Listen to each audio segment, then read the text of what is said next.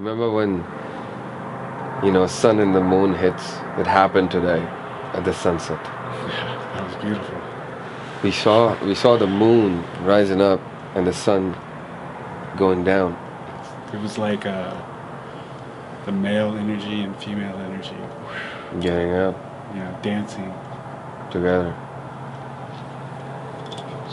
If we could just understand our ego from our soul just a tad bit, where we start to understand levels of relationships, starting from attraction, from the primal self attracting to another primal self, to generate the desire to get to that person finally, and then within that time frame, your primal self and your intellectual self is dancing with your spiritual self. If we understand the dance between the ego, soul, the mind, if you understand that dance,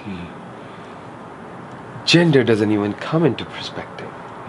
If we just intentionally put all of our human selves first, in terms compassion, then we'll understand that person is the same fearful person as you. There's so many different things we would be able to filter out, but that human side is something which we just tend to ignore the most, and we then jump even direct. beyond that, spiritual self. Oh, There is- yeah, exactly. It's a human being, but then you're also a spiritual being. Sorry, I forgot that part.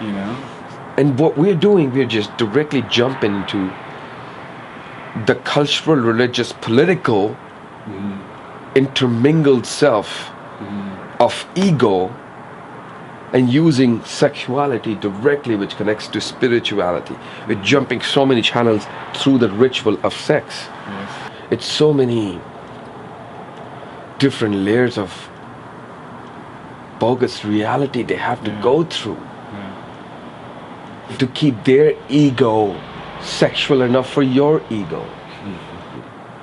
They're not seeing that human. They're not seeing that spirit. Fuck the human part. If you get to the spirit, human and the animal will combine into an intellectual being, which you can have companionship with. It's the combination of all. It's beyond gender. Right? It's beyond gender. It's beyond religion, sexuality. Beyond. We have to teach our kids to interact with their souls first. When us humans interact with our souls, it's just a beautiful, silent exchange of information. It's a union instead of a division, I think. It's a perfect union. And once you stand close to your soul, your companion will show.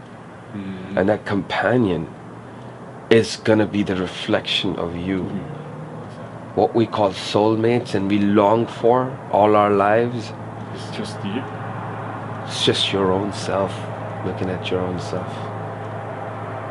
Keep reflecting.